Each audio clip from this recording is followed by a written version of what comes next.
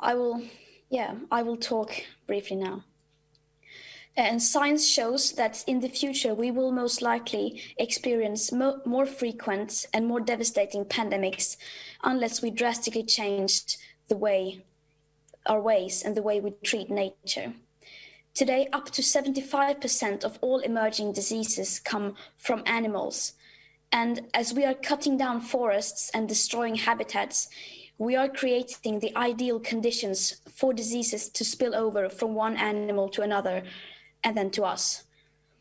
And we can no longer separate the health crisis from the ecological crisis, and we cannot separate the ecological crisis from the climate crisis. It's all interlinked in many ways. And during this pandemic, we have seen what we can achieve when we put resources into science. Vaccines were developed in record time. But so far, on average, 1 in 4 people in high-income countries have received a coronavirus vaccine, compared with just 1 in over 500 in low and middle-income countries. And the international community, governments and vaccine developers must step up their game and address the tragedy that is vaccine inequity. We have the tools we need to correct this great imbalance that exists around the world today in the fight against COVID-19. Just with the climate crisis, those who are the most vulnerable need to be prioritized, and global problems require global solutions.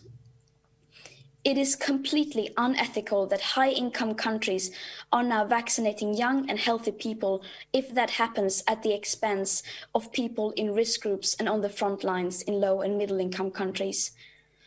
And this is a moral test. We talk today about showing solidarity, and yet vaccine nationalism, it's what's running the vaccine distribution. It is only when it really comes down to it that we show our true face. And that is why I and many others are supporting WHO, Gavi, and all involved in the Covax initiative, which I believe offers the best path forward to ensure a more equitable global vaccine distribution